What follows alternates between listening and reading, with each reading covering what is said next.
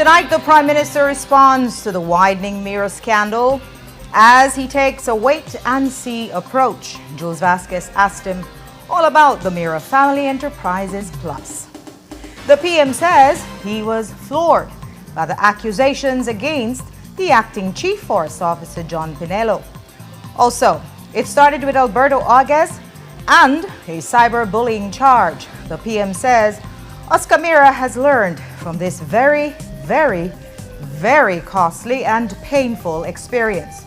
But Alberto's attorney says police tried to go behind his back to get a court order to unlock his cell phones.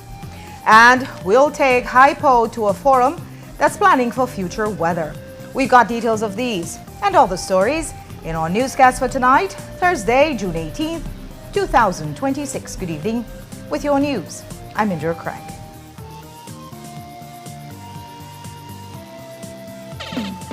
Paperworks Entertainment and SJ Promotion presents the official Belizean Jamaican Link-Up, the Father's Day edition. It's an all-white day party on Sunday, June 21st at the Belize Airport Authority parking lot, 2 p.m. to 10 p.m. Featuring the international reggae dancehall singing sensation stage boss, Wayne Wonder.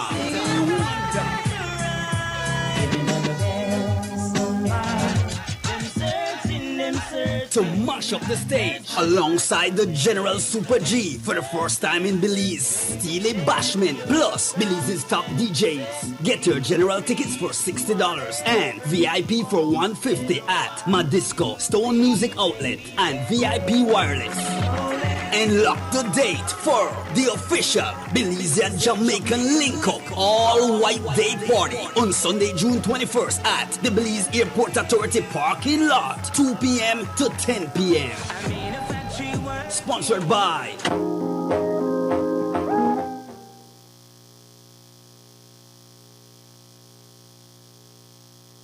They're not just cigarette, vape, hookah, cigar, and all kind of tobacco product, Lego, dangerous smoke, and toxic chemical. When you smoke or vape, that cloud then not disappear. It turn into second-hand smoke and third-hand smoke where people wrong your breathing. That kind of smoke that could cause cancer, diabetes, lungs disease, and heart problems. It could kill anybody who get exposed to it.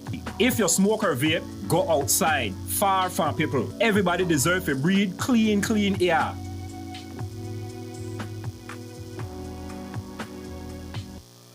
Look here, your kitchen light there and you been in the kitchen. But I'm going back in there right now. And the coffee maker? Just to try to keep my coffee warm for later. Where do you know? I'll try to think about what to eat. You know the more you open or close the fridge, it takes longer for the food cool.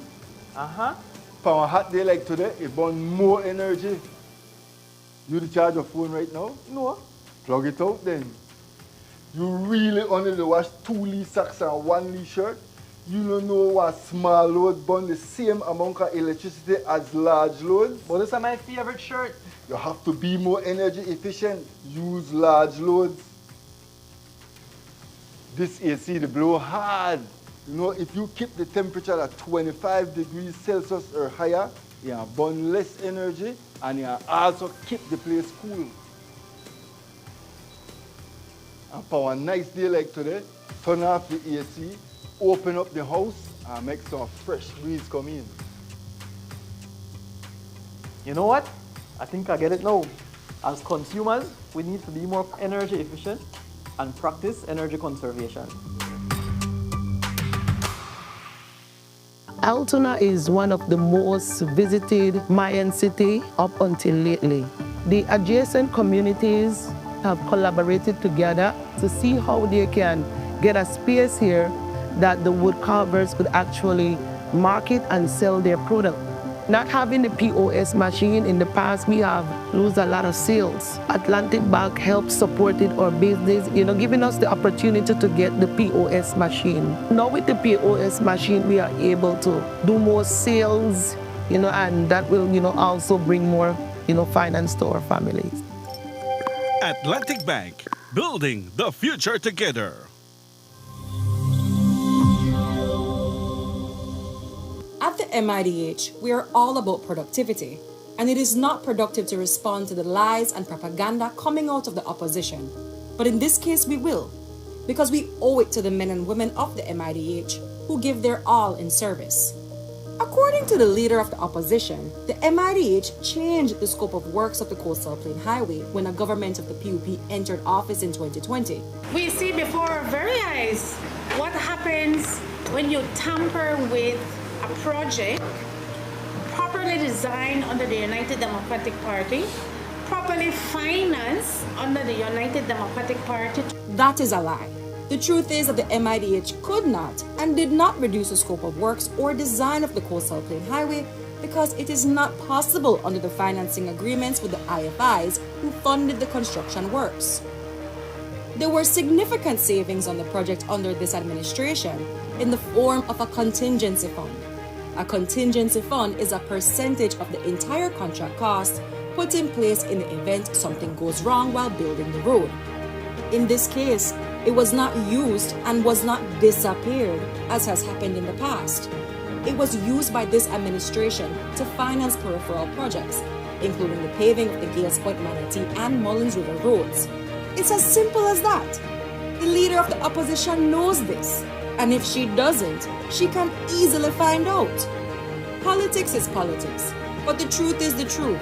And at the MIDH, we stand by our integrity, hard work, and commitment to the people of Belize.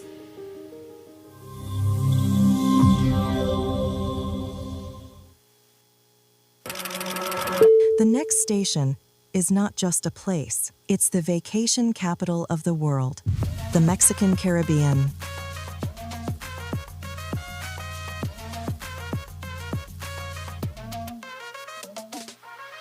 Do you know why we are the capital of vacations? Because no other place on Earth brings together so many ways to vacation in one single destination.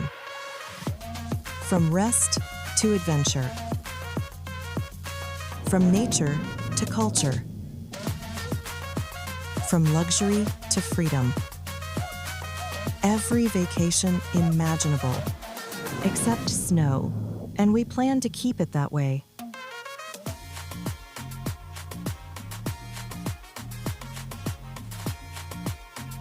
Mexican Caribbean, the vacation capital. Gear up!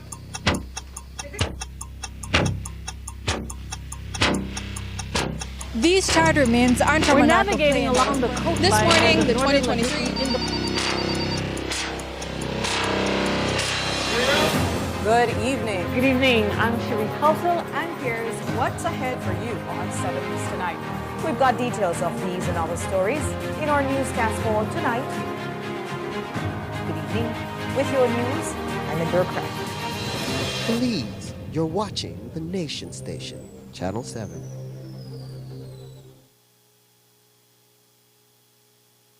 At Habet and Brothers Habet, celebrate your super handy dad with gifts he'll actually use and enjoy super savings all June. Like 15% off all power tools and Stanley hand tools, 20% off Vento PVC windows, 20% off Ascot porcelain tiles and 30% off Piso Forte ceramic tiles, and 40% off Sunlight windows and doors. Plus, stop in at Brothers Habet every Saturday for our veranda clearance blowout. And for every $50 you spend, get a chance to win a power tool every Saturday. Visit Habet and Brothers Habet today and give Dad something worthy of his super handiness. Happy Father's Day to all super handy dads.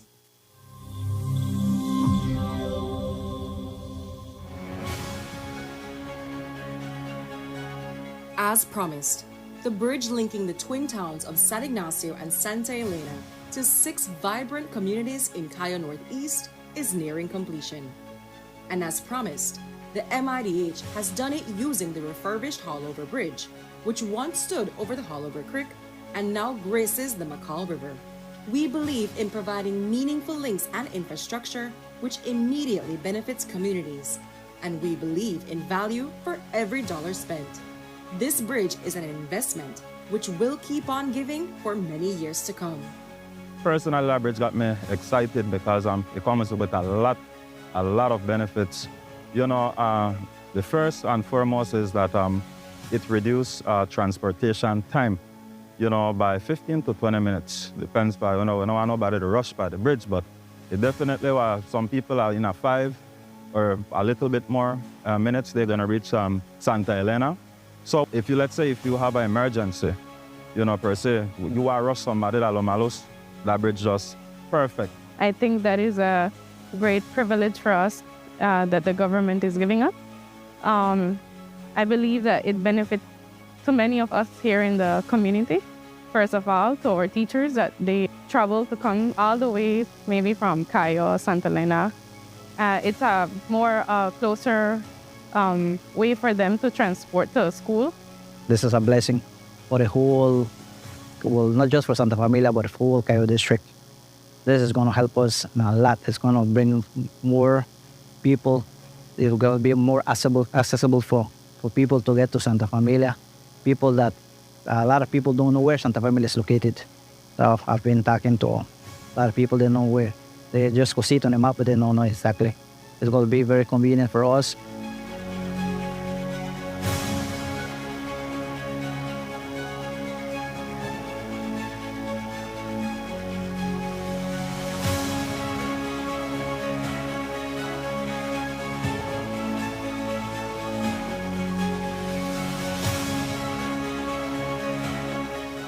Wake up to positivity and inspiration. It's a fresh and diverse twist on your mornings. Tune in to Sun Up on 7 every weekday morning at 6:30 a.m.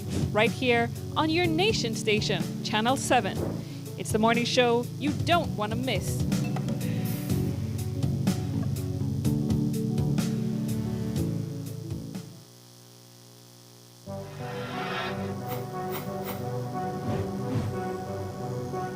Belize, you're watching the Nation Station, Channel 7.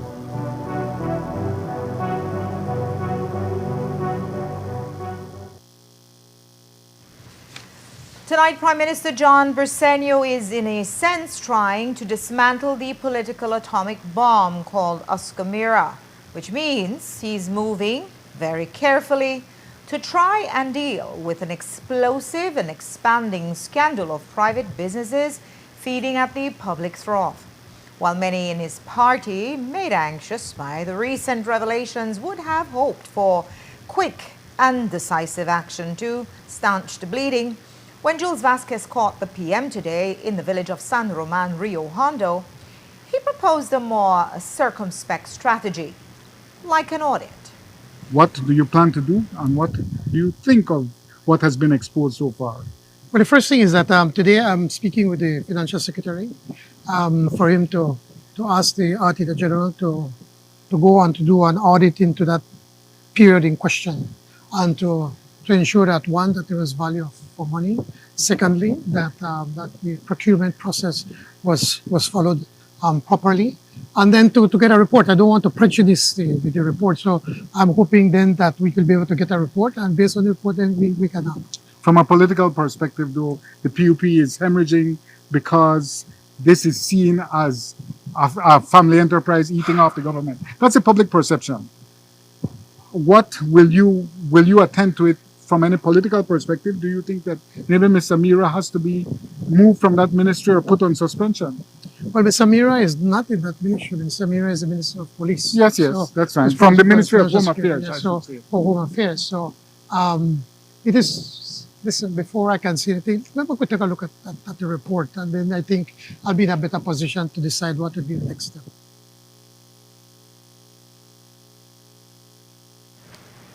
And while the PM seems to be buying time with Mira's tenure at the Ministry of Defense, he's not wasting any time at ReconDev. That's the Reconstruction and Development Cooperation, which is chaired by Oscar Mira's brother Brian. It's responsible for land management and infrastructure planning of the capital city, Belmopan. Channel 7 has received credible reports alleging predatory land grabbing practices and insider trading at ReconDev. And it seems the PM has been hearing stuff too, because he says he's ordered the installation of a new board of directors. Are you concerned about the extent of the family enterprise and the signal this may send about, well, if he did do that and he not just on second term, what are others doing that it creates a public perception that, my God, PUP really the heat? It's certainly not good for us, and it certainly puts me in a very uncomfortable position. But without really getting into defending anybody or any issue, but what I've been informed is that the Miras have been in this business and doing business with the BDF from as far back as 2005. So even during the UDP days, they were also selling to the BDF, maybe not to this extent. I don't know, but it certainly leaves a lot for you to be able to question and to look at. So, but there are other pressure points. If you were to allow me, no. I'm just saying, just allow us for the process to go. I don't want to prejudice anything. Fair. And just give it a break. And but the entirety of the picture includes fast construction. It includes Recondev. It includes FT Williams. I'm saying that there appears to be an entire network that is feeding at the trough of public funds. Well, one of the things that I did mention to the cabinet secretary is that I will also ask to appoint a new board at Recondev, so that we can to remove any semblance of any kind of issues of whether supposedly, as you allege, that the bureaus are controlling there at Recondev, and we need to start a mush. Yeah, so we will change. I said, I told the cabinet secretary that we will go through the process of appointing a new one. A new board at Recondev, but also what they call a teachable moment for Oscar Mira. As we've often noted, he invited this avalanche of revelations when he brought a cyber-bullying complaint against prominent UDP Alberto August. The PUP supported his use of the cyber-bullying laws 2 weeks ago, but today he struck a very different note. He said Mira has opened himself to a costly and painful experience. I have spoken to the minister and to tell them that, he is a public figure, like myself and many of us. And as such, you can't expect everybody to love you all the time, And there will be some people that they are looking forward for you to stumble, for you to make a mistake, despite the fact all the good work that you have done. For instance, like me in Orange Central, I think I've done a lot of work, but I make one mistake. Somebody will call me and say, oh, you never do so and so and so. But we have to be able to learn, to be able to accept public criticism. And my advice to any aspiring politician is, listen, if you want to be able to be a public servant, if you want to serve the people, is that stay away from social media. If you listen to social media, you're going crazy. So I am in social media, but I don't go on social media. So, it's a big difference. But would he have been wise from the outset to follow the sage counsel of a veteran politician like you? And because he brought this on himself by provoking the cyberbullying with Alberto August. That's really, at the end of the day, that's what tipped it. We can't undo what has happened, though. It's for him to be able to learn from these very, very, very costly and painful mistakes. But the toxic fallout is not confined to Oscar Mira. There's a cloud of suspicion around the entire PUP about their possible involvement in what is nicely called political enterprise and what regular folks would call wholesale hustling. In a rare admission of error, the PM said, quote, "We will have to fix this," even if he didn't quite explain how. Are you in tune with the public perception of your government and how this might have affected it? Well, the of exposure. Course, I have been in politics since 1993, so I think you should know better. So it is something that we have to address, and I believe that we will address, and that at the end of the day, the people will see also that the tremendous amount of work that we continue to do. At the end of the day, people will see through that, and that we will have to correct this. We will correct it, and we will make sure that we try to remain as truth as possible, continuing serving the people of the state.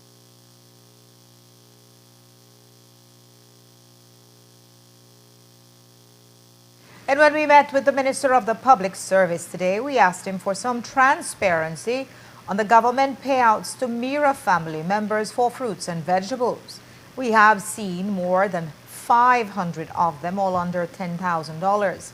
We asked Henry Usher what he knows about the public officer that helped to facilitate those Smart Stream payouts. Sir, back to the structuring question, structuring of payments. The public wants accountability, and thus far, all the officials that we have spoken to are not giving us that, including you, saying that you don't know who the public officer, the finance officer is. What can you tell the public will be done to get to the bottom of it, considering that there is a circular against such a thing which can constitute money laundering?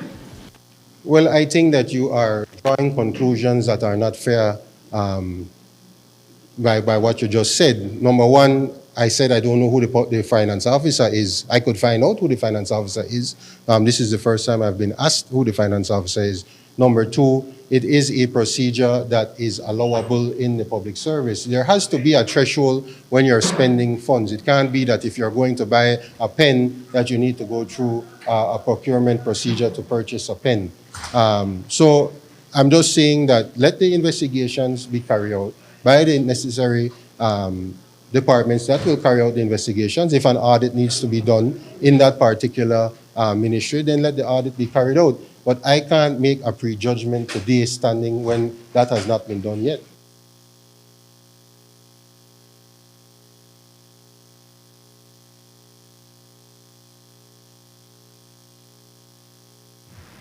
And moving over to the other simmering scandal, we also asked the Prime Minister about Acting Chief Forest Officer John Pinello.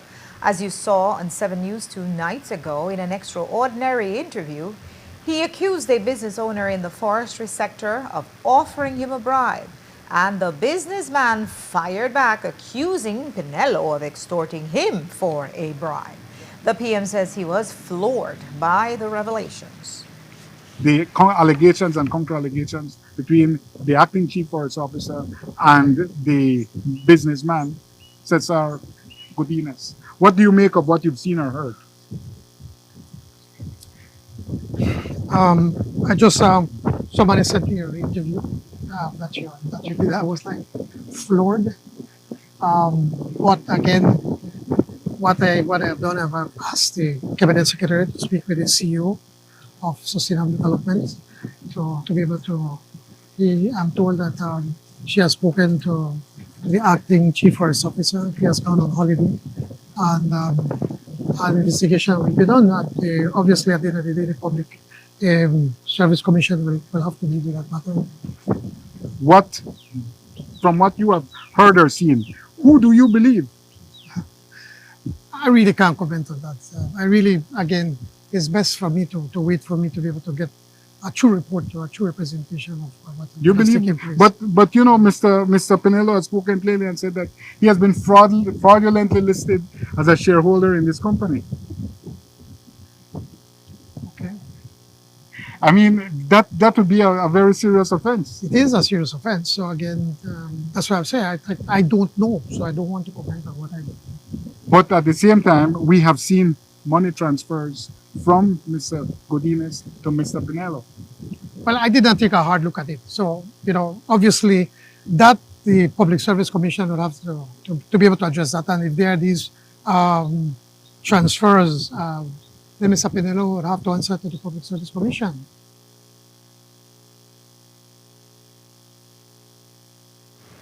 And the Minister of Public Service also held off from making any quick judgment and deferred to an internal investigation.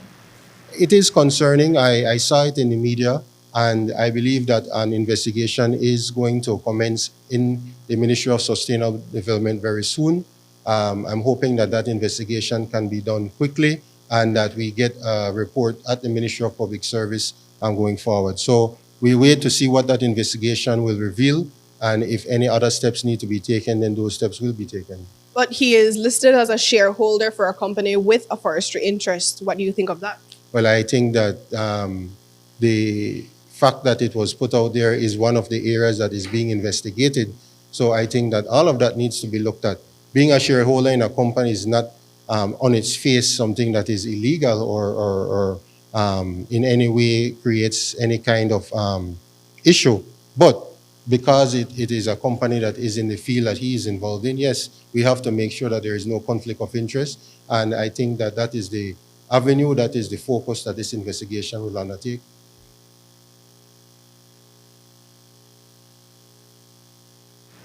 And while he skirts around the outside, there are very concrete allegations with documentation against Pinelo. We asked Usher about those. He has alleged that Cesar Godinez offered him a bribe, but says he never reported it. Cesar has said he did pay him bribes and showed us a transfer. As Minister of the Public Service, who do you believe and what are you going to do to get to the bottom? I think that we have to wait for the investigation to be carried out. Certainly, the fact that he did not report the bribe is an issue that he will have to explain. Or the attempt to bribe, sorry. I think that that is something that he would have to explain when the investigation is carried out by the Ministry of Sustainable Development. Do you think Pinelo should be placed on administrative? That is a decision that the ministry will have to take. They would have to make that request to the Ministry of Public Service, and then the Public Service Commission would then have to approve that he be sent on administrative leave. But normally, in a normal course, when an investigation is ongoing, the officer in question is put on leave. We also pressed the Prime Minister to defend his position, since we heard he was one of the supporters of the Woodmark logging license in the Western Hardwoods. Woodmark is owned by the same Cesar Godinez. The Chief Forest Officer at the time, Wilbur Sabido, opposed that project, and that may have been his death knell. Here's that exchange. But you stood up for John Pinelo when the same Cesar Godinez and Woodmark had an application that you felt Mr. Sabido was intentionally undermining for less than optimal reasons. So it's your government that removed Mr. Sabido, gave him early retirement, I guess, and put Mr. Pinelo in his place.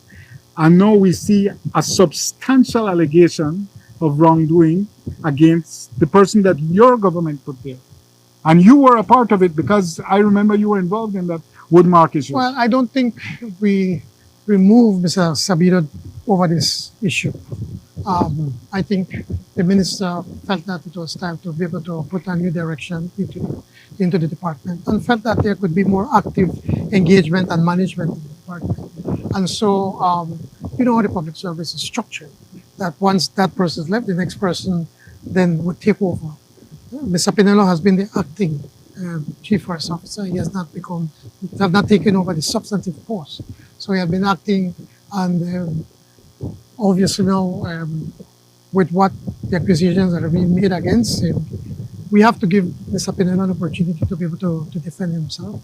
And I believe that at the end of the day, the CEO will send that issue down to the Public Service Commission for them to deal with it. Have you spoken with the minister? Did he know anything about it? Well, the minister is out of the country. I don't think he knew anything about it. I don't know, but I've not spoken to him. Of course, the entire thing has raised concerns about the integrity of official conduct at the Forestry Office. Usher offered that an investigation may determine if other concerns within the Forestry Department also needs to be addressed. The entire episode has put a very questionable light on things that happen internally at the Forestry Department. Does there need to be a review of other actions carried out by that department? I think that whatever actions need to be taken, the ministry responsible needs to look at those.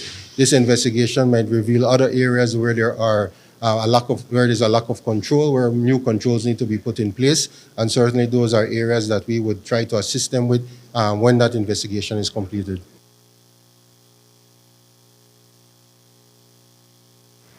After the break, the Mira mess is all about Alberto August, and yet police aren't backing down. After the break, his attorney tells us how they tried to get a court order to go into his cell phone. Don't go away.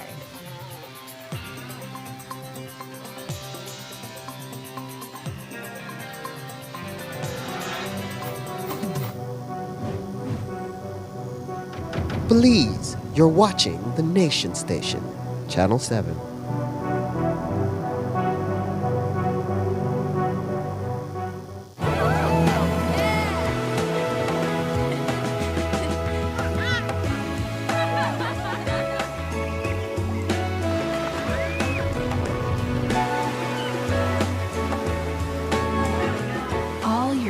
special moments deserve a special place.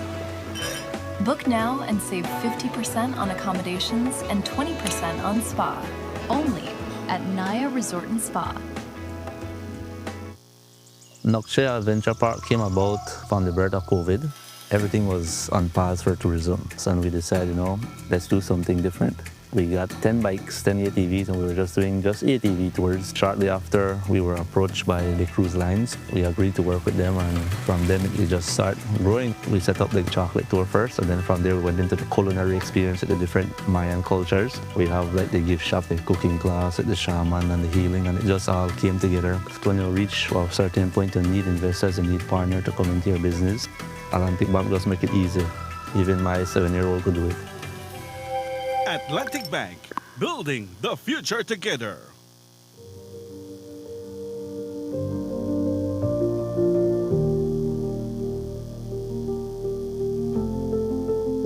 I'm getting older and I need more medical attention, and this is perfect for me, because previous to that I only went to the hospital if I had an emergency. I had a brother-in-law, and he was not feeling too good. And he said he went to the doctor, and the doctor said, well, you need to get a good checkup. And he said, but I need to work and make some money so I can address this issue.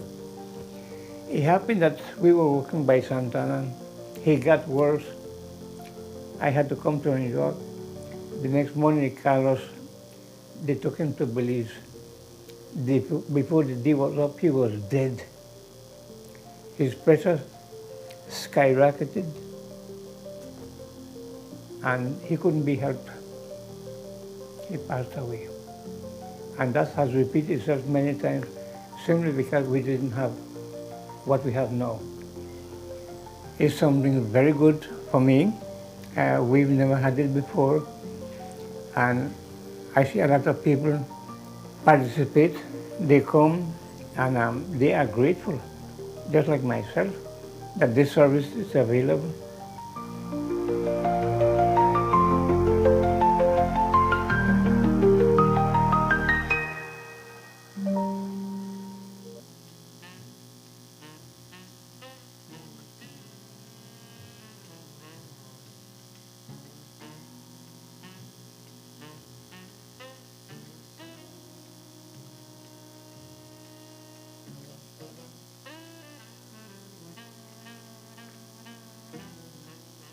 Janice and the blasted people and the monitor we took a how they know nobody not there. And you see that as me at the gun. That right there happened for you. They know nobody never there. You see why good to have camera and things for your place. But when they don't call the security company and then they can hook up the camera and the alarm to it. Camera people, they don't come already, Janice.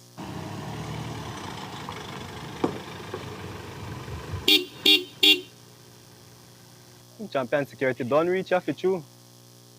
Good day, ma'am. Champion Security. We're here to install the camera and the alarm system. You could come in, young man. We will start from outside first, ma'am, then make our way in. Okay, then go ahead and do the thing then.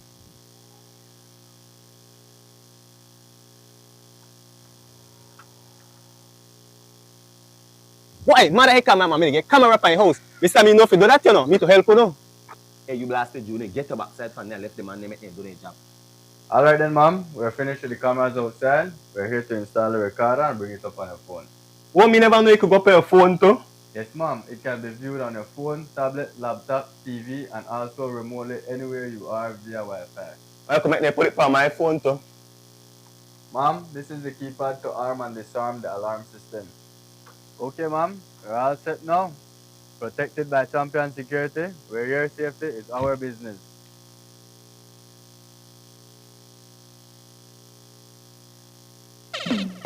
Paperworks Entertainment and SJ Promotion presents the official Belizean Jamaican link-up. The Father's Day edition. It's an all-white day party on Sunday, June 21st at the Belize Airport Authority parking lot, 2 p.m. to 10 p.m. Featuring the international reggae dancehall singing sensation stage boss, Wayne Wonder.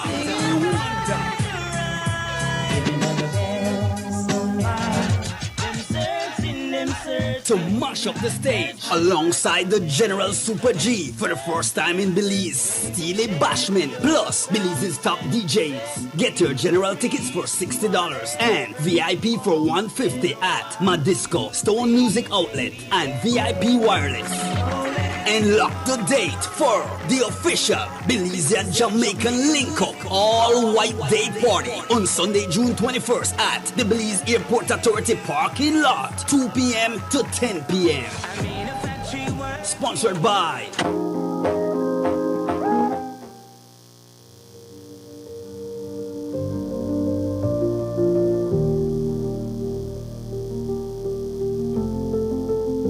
I am a diabetic. I have an access to my medication every 3 months, and I have my analysis. And like how I am more or less an elderly, I receive my medication free. It helps us a lot. It helps us economically. It's a place that's accessible for almost every village that is registered here. And it's good because we have the elderly that we can travel with them here and there. Well, we have it here. The doctors are willingly, ready, friendly. The staff itself then, they're friendly and they attend to you readily. And we don't have to be waiting and waiting. It's a really good thing that has done. It had been always been said that NHI, but then thanks God it come to Orange Walk. I think that Elderly government is a good thing that they did. They thought about people that really are in need.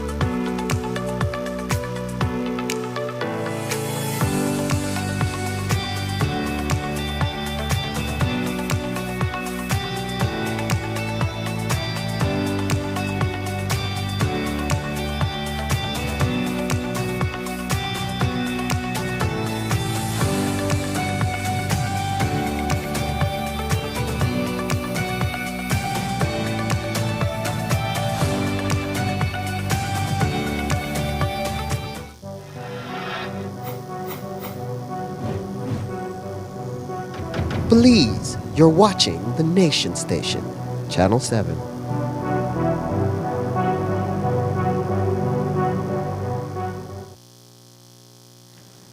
Alberto August is still facing cyberbullying charges relating to a Facebook post he made mocking Oscar Mira. And while the PM calls it a costly and painful lesson for Mira, police are not relating in their prosecution of a cybercrime investigation. Today, the police department went to court with an application for a search warrant of August's premises and permission to search his phone, which August has to unlock. It was an ex parte hearing, meaning that August was not even supposed to know about it. In the end, police asked for an adjournment, but it has raised alarm bells, not just for him, but for the former chairman, Michael Perafit, as well. Perafit told us via Zoom that he believes the police are looking for more than just information relating to the cybercrime. It is the most bizarre thing to do that. Because first of all, the post was made by Alberto that hurt Mira's feelings, but Alberto has never said that he was not the man or the person who made the post. He said, I made the post. What he's maintaining is that the post was not criminal. So then, there is no need to go and search into somebody's phone or computer or any electronic system to determine if they made the post, because they're telling you that they did. So the question is, why is the police department so determined to get into Alberto August's phone? We have to believe it's because they want to get into the man's business.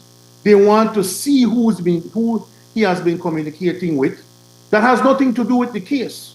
The police department went to court this morning, but when they got wind that persons would be there to represent Mr. August and they would not be able to do it behind his back, then they hurriedly asked for an adjournment to next week for the search warrant to be ordered by the court, the magistrate's court, and then for permission to get into his phone. What we're saying is two things. Alberto lives in San Ignacio. Why did they make the application in Belize City? Why not San Ignacio? That's extremely strange. And so that's one of the main things that we want to find out. And most importantly, we want to find out, what is it you want with his phone? Why do you need to physically go to his house tomorrow? And that's because the police currently has 2 of his phones.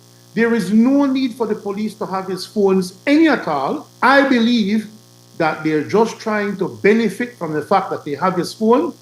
They did not notify anybody that they were making this application. They wanted to do it, they were doing it ex parte because I believe that they wanted to get the permission to search the phone, find materials that has nothing to do with this case but that can benefit the PUP in their minds, and then just simply return it with nobody being none the wiser that they found anything in it.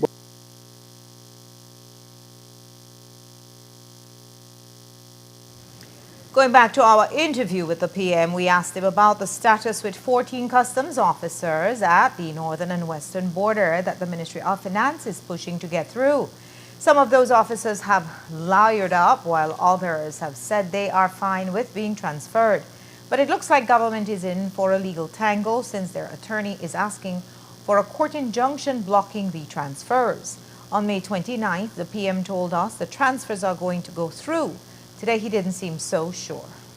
We know that a number of the customs officers at the borders, we heard they've sent government a lawyer letter saying that, you know, you haven't given us enough notice. We thought the transfers were off. We had a legitimate expectation. What's your response to the fact that now they're going legal? Well, I've not seen a letter. So, I've not seen a letter. So I can't really comment on a letter I've not seen. But it is their right if they believe that they feel that they're being aggrieved. It is their right. But at the same time, we do believe that at the Finance Department, working directly with the Controller of Customs, where that for us to be able to have a better management of that department, that she should be allowed to make strategic changes. And that's what she was doing, and she had informed these people way back. Yes, I know that the Public Service Ministry jumped the gun and to put a circular in, trying to say, well, we need to save money in not making changes for the entire government, not only for customs. But from our perspective, from the perspective of the controller and the deputy controller, they felt very strongly and appealed to me that they said we really need to make changes to be able to try to improve the work of the department. And so I spoke with the minister responsible, and he agreed.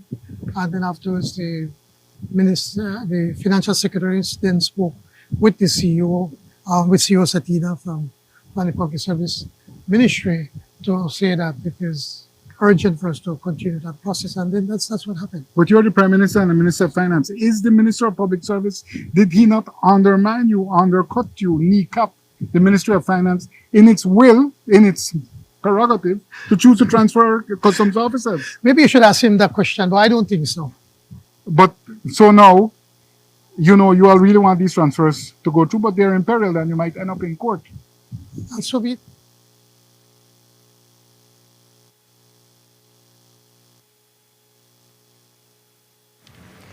Minister of the Public Service Henry Usher, whose ministry sent out the memorandum that is at the middle of this dispute, claimed that, like the PM, he hasn't seen the lawyer letter. I haven't read the letter as yet, and certainly I would be able to better answer once I read that letter. But from what I saw in the media, I know it has been reported that they are challenging the transfers. So I could give a better answer once I see what grounds they're challenging the transfers on. As we had explained some weeks ago, that the Ministry of Public Service did send out that circular requesting that tours of duty be extended for 1 year. It was for cost-saving measures, but also to look at and to do an analysis of the transfer system on a whole. We found that there were a number of transfers that certainly didn't seem to be necessary. Transfers are supposed to be done in the best interest of both the public officer and the public service. So there had to be justification for the transfers. A normal tour is 2 years. It can be extended 1 year. We were asking for an extension of 1 more year so that we could do that analysis. In the weeks that have transpired after that circular went out, we have been doing the analysis at the Ministry of Public Service. In a number of cases, we reduced the numbers based on the justifications made by the different departments. So there will be some transfers, but not as many as we had anticipated and not as many as was sent to us before. And that's because the analysis had been done. And that is ongoing going forward. We want to make sure that we are able to be as effective as possible with these transfers and make sure that it's done in a way, as I said, is in accordance with the regulations. When it comes to these particular officers challenging it, I can answer or have a better answer for you once I see what the grounds are. We also asked Usher to put on his hat as party chairman and discuss the heated contest to see who will be the PUP's mayoral candidate in the city. We asked the party chairman about whether Alan Pollard's seniority should trump Elude Miller's ambition. In terms of politics, do you consider that Miller should be asked to step aside in the same manner that you had Pollard step aside? And I know that it's the vetting committee that directed that in terms of Port Loyola, but there was also something that occurred in terms of challenging the then mayor. I think that you are trying to ask or get involved in party matter, you know, and first of all, party, we make sure that whoever wants to challenge does have an opportunity to challenge. Every person who is elected, either at the national level or the municipal level, can be challenged, and I'm sure, as Mr. Pollard and Mr. Miller have both said, that they are ready for this convention. So let us go to the convention. And I don't know where this question is particularly coming from, but certainly I think that the National Executive, the National Campaign Committee are the ones that will set the procedures for the convention, and we go forward from there. So the party was not being democratic when it asked Pollard not to challenge, who was it? Usher, Gilbert Usher. At that particular time, Mr. Pollard met with the vetting committee and a decision was made. And we also asked the PM about political seniority in Curzon, where the three-term Mayor Rigo Veos is being challenged by a political newcomer, Shajari Rogers. Briceño said they graded the municipalities and Curzon's grade was not great. Speak about the role of seniority, though, because we see Rigo Veos, a senior three-term mayor. Should he have to face a convention challenge? But it is important to note is that this decision was not personal. What we had a committee, a team, and we went and we graded every municipality, and based on the grades that they have a number of points that they have to get. Okay. And there we felt that Rigo has been fairly successful, but we believe that it would be good to be able to have an opportunity to put some energy, some excitement into Corozalto, and we're hoping that by having this convention that we can achieve that. And we have two very good, both Rigo and Shahari are very two excellent choices for mayor. And let the best person win. Once that is finished, then it's important then that we unite as a party to be able to do what is in the best interest of the people of Corozalto. And so while today we interviewed the Prime Minister and the Public Service Minister for a respectable 30 minutes each, yesterday we got only 12 minutes from the embattled Oscar Mira, about 3 minutes from Compo Rosado. And while we had many more questions for them, we were stopped by Staff Officer ASP Stacey Smith. She usually handles the briefings, but yesterday after receiving her medal, she stood at Mira and Rosado's side like a security guard, cutting us off with Mira and stepping in for the Kumpul. Here's how that went. I think that is a good part to convenience. Remember, we are here today for the beginning. medal ceremony, right? We are waiting. The officers who receive award are waiting for the reception, and the longer you guys take, Well, some of them Kumpul, have to will travel you back to grace us South. with your presence in an interview, sir? I understand you promised one of our reporters yesterday that you would speak to us today.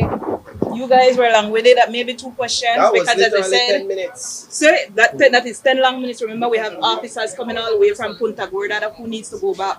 So 2 questions. 2 questions plus a question about the event. Can you talk to us about the missing persons In currently? relation to the 2 questions overall. So 1, 2. So the questions in relation to the medal ceremony. Because as I said, please guys, this is a day for officers. The least amount of time somebody's playing a police department out there at 18 years. And I'm the youngest fan for Forest Grove, by the way, just as I will. So, but just one more question because officers Yes, are sir. waiting for the commission. Okay, sir. In relation to the ceremony. Yes, sir. Yes, ma'am. And changing gears now, climate experts and key stakeholders gathered today at the Biltmore to discuss Belize's seasonal climate outlook and emerging weather and climate trends as we move forward into hurricane season. Jo Marie Lanza was at the Climate Outlook Forum, and here's her report. Though the weather can be unpredictable at times, especially within our tropical climate, it's thanks to forums like these where an exchange of information between stakeholders helps us to determine what climate impacts we can expect within the coming months. It's the 14th National Climate Outlook Forum, and the chief meteorologist explained the importance of this data exchange. The purpose of it is to gather our stakeholders in what we call the climate and weather sensitive sectors. That's like in agriculture, and the energy sector, water resource management, your BWS, energy, of course, because these sectors are impacted by what happens in terms of climate. So we're presenting to them. One of the things is to present the outlook to them, what we expect for the next 6 months, especially given the context of the El Nino that we are facing, and therefore to see what would be their impact on the sector and how best they can prepare for those impacts. So that's the purpose. And certainly another component is for us to get feedback from our stakeholders on how we are doing, right? We are producing a lot of information, but we don't know if that information is useful, relevant. And so we want to hear from them in terms of how useful that information is, what we can do to improve it, and so forth, and so that it may become more relevant and applicable to their sectors. One of the first presentations we took a look at was the State of the Climate Report. Senior climatologist Shayna Young gave us an overview of those findings. So every year we review what happened in terms of the climate for the previous year. So I presented on the rainfall, temperature, as well as drought forecasts and anomalies that occurred last year. Last year, fortunately for us, even though we did have some extreme events such as heat waves and flooding in some areas, there wasn't any significant climate event that occurred that causes significant losses. But we tend to do that review because we need to know where we are in terms of the climate, and then it helps us to anticipate the future actions, especially given that this year we have the newly developer declared El Nino, which we know in Belize has significant impacts. It varies across sector, and El Nino, while for us in Belize, it typically means dry conditions, more droughts, heat. It can also mean more extremes. So we saw last week, we had a severe extreme rainfall event. Those are some of the things that we can expect with an El Nino phenomenon developing in Belize. Other parts of the world, they actually get more flooding. But because it causes subsidence and suppression of any rainfall or sometimes even hurricane activity, we would typically get less rainfall. Also in attendance was the Minister of Disaster Risk Management, who highlighted how the El Nino event poses a major impact on our climate, and we may be already seeing some of its effects. What the prediction was and the forecast, and as the Chief Met Officer said earlier, the El Nino event has been declared open as of 6 days ago. And what Belize can expect is an extended drought, extended dry period. So we were prepared for that. Also, if we do have a session where you have increased rain, we can expect flash flooding. Last week we saw extended rain in the south, and because of that, there was some flash flooding in areas at mile 6 by the Shibel area, on the coastal Plains Highway, in the Hope Creek area, Saraway area. So those areas are prone to flash flooding when we have extended periods of rainfall. So even though, yes, we should have an extended drought, we have to also be prepared where we have rainfall coming very fast in a short period of time. Jo Marie Lanza, 7 News.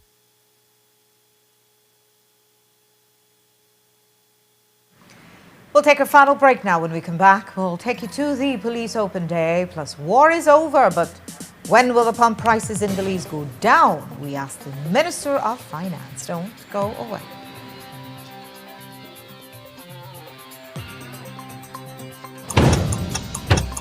Gear up!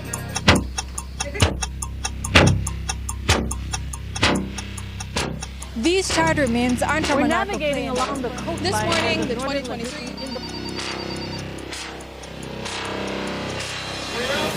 Good evening. Good evening. I'm Shirley Kelso, and here's what's ahead for you on 7 News Tonight. We've got details of these and other stories in our newscast for tonight. Good evening.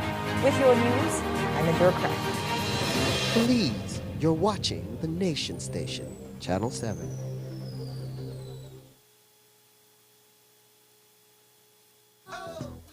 If you're tired of the baking in your house with the only cook go wawa fan and finally realize that the time to get yourself a good, durable, reliable fan, contact Myers Panel website or social media. Myers going to hook you up with one of their 18-inch heavy-duty tripod fan where might could even change your life as they keep you cool in this hot Belizean weather. Yes man, because their 18-inch heavy-duty tripod fan from Myers not just could blow your lip back way, they might could blow away your mind if you say blow away the toxic konomono out of your life and the bad vibes out of your house. Order your 18-inch heavy-duty tripod fan from Myers website or on their social media, and Myers going to ship out your fan anywhere countrywide ASAP. Not believe me? Visit myerselectronics.bz right now to order your fan today.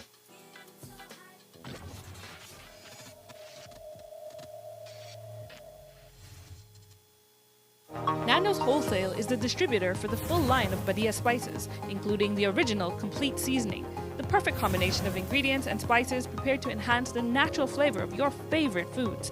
Also, cinnamon powder for all your desserts, fruits, and beverages, and as special dishes. All these are available in commercial sizes or restaurant packaging. Nando's products are available at your local retailer or contact us at 222-5000. From Corozal to Toledo, Nando's is proud to be serving Belize as its #1 wholesale distributor for over 35 years. The success of my business means a lot to my family, especially my brother, because I'm continuing his legacy, making butterfly art collages. It was very hard for me to receive payments. I had to go directly to meet the person I'm purchasing from and who I'm selling to receive payment. Because I opened my business account with Atlantic Bank, now I can make and receive payments online, and this has made my job much easier. Atlantic Bank, building the future together.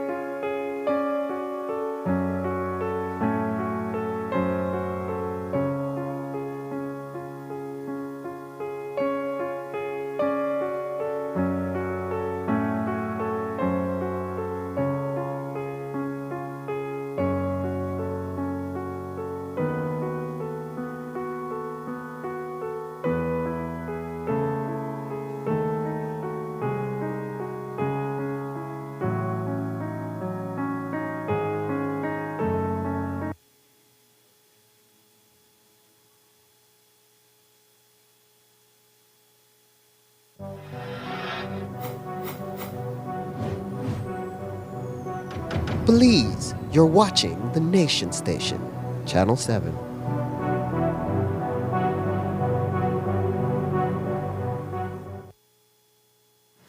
It's a sweet product, but these are sour times for Belize's sugarcane industry. They limped through this year's cane crop and it draws to a close on Sunday. All parties agreed to this date after assessing the availability of remaining cane, current factory delivery rates, and weather forecasts for the coming week. We asked the PM, who is also the Minister of the Sugar Industry, to look back on the season.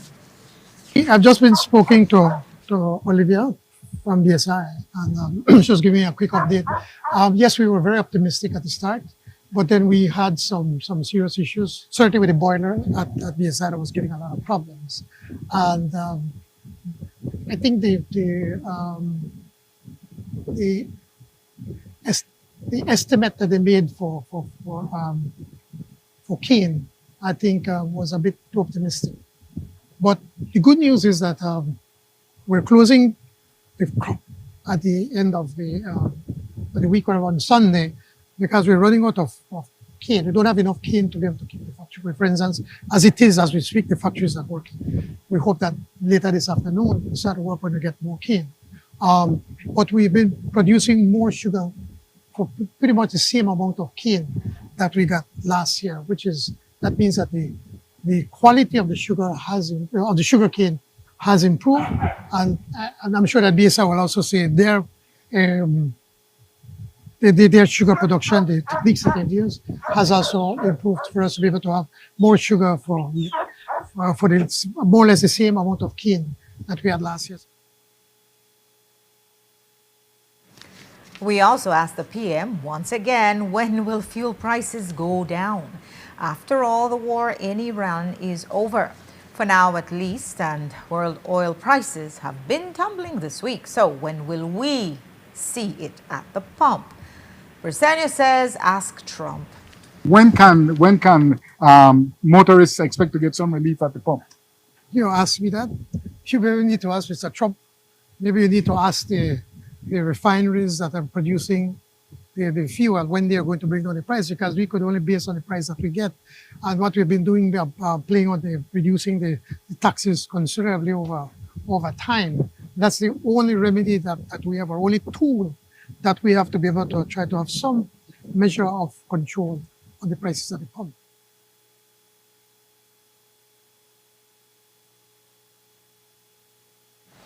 And in other news, while many on the south side may have thought another SOE was being activated this morning, it was actually, as the Compol refers to it, strategic operational searches. Several complaints came into our newsroom today about police using excessive force and abusive tactics. One man says police have been harassing him almost every day, even locking him up during the SOE. He came to our studio today. Every other day they call other fisherman and when they call, like, they just call, they want to detain me, so then I can't move for anyone. I want to see, go deal with my trap, say I can't move, can't go to see. I don't make no money, and they say, throw me off for check, because then the police say, they say they look for criminals, right, where they do crime out there.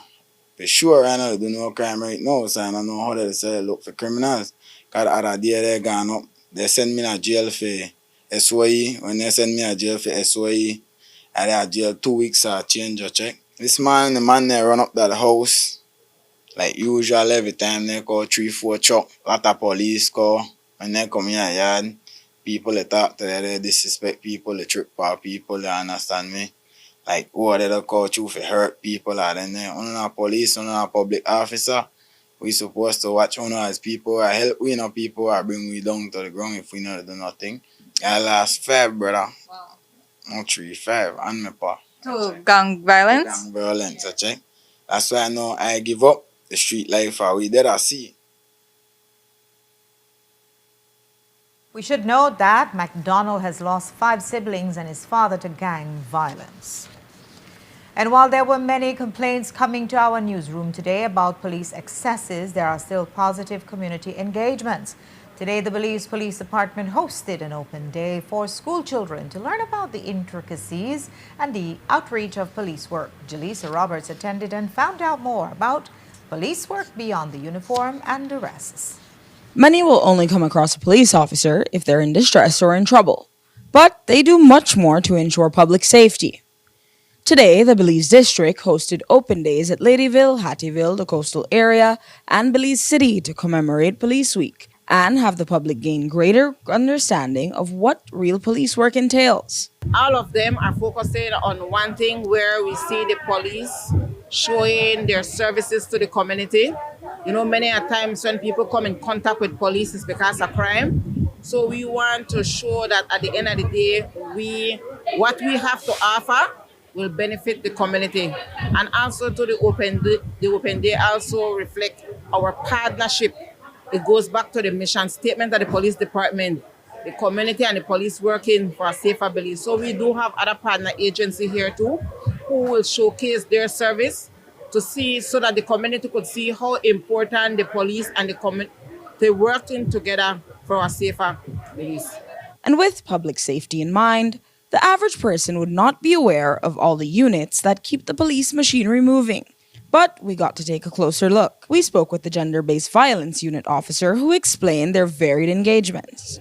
We basically deal with all reports in regards to family members, different genders, sexual orientation, as I mentioned. We also engage in different forms of community outreach. So we do psychosocial interventions within schools, both primary and high school, whereby the principal identify children who are facing different challenges. And so the program teaches them how to cope with these different challenges. And then we looked at the professional standards branch, which takes all the reports that civilians have against officers. Whenever you're not satisfied with whatever the police did, whether or not you were brutalized by the police, whether or not you made a report to the police and you're not satisfied, you come to professional standard branch, make a report, and professional standard branch will investigate it internally. We can investigate both internally and criminally. We're trying to expand professional standard branch and make persons known that we are here and we are here to serve the public. And if you've ever wondered where the drug arrests come from, we spoke with the sergeant at the anti-narcotics unit about explaining a complex crime issue to children. How do you convey this message to children in a way that's child-friendly to the young people here? Well, basically, we want to discourage the youths from engaging in drugs because drugs is affecting our community. And it's our responsibility as law enforcement to ensure that we take off those drugs off the street so that the kids and the upcoming future doesn't have access. And the police youth drum corps proved that if not the message, at least the music is getting across.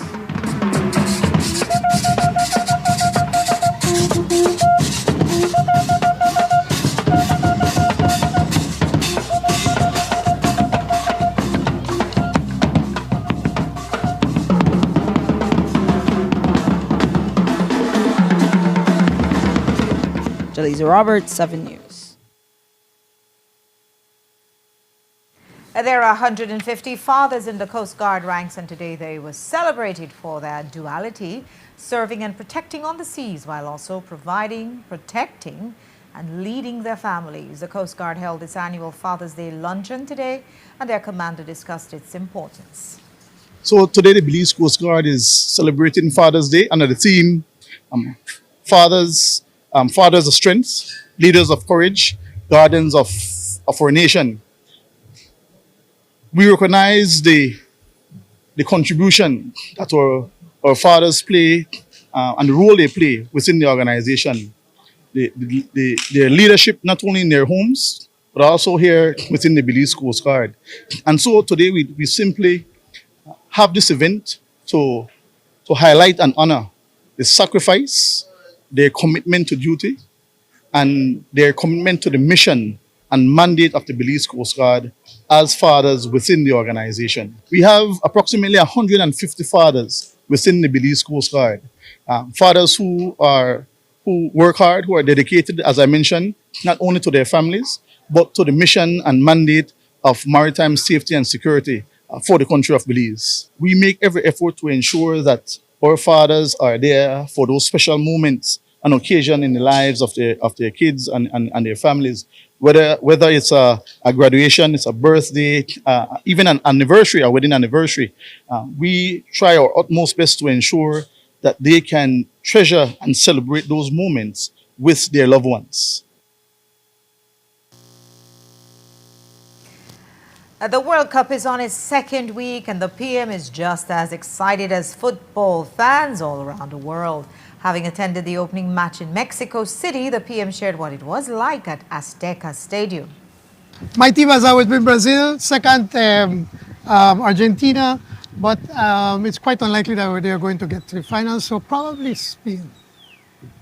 You saw a match, or will you see a match? What is your status with the World Cup? Will you be going? Many Belizeans. It's in Mexico. Yeah, well, I bought my own tickets. FIFA did not give me any tickets, so I bought my own tickets. I went to the opening, and hopefully I'll be able to see at least one more game. How is it? How was it? It's exciting. In Mexico, it's exciting to be there, and we managed to get good seats. Well, it helped that each country has an amount of seats allotted to sell, so we managed to get tickets through here, or we paid for it. Free. And so we managed to get decent seats, and it was an exciting game.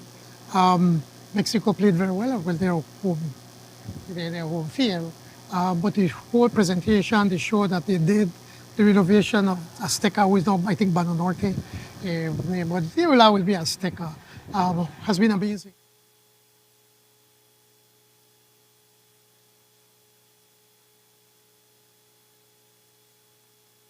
Mexico will be taking on South Korea in tonight's match.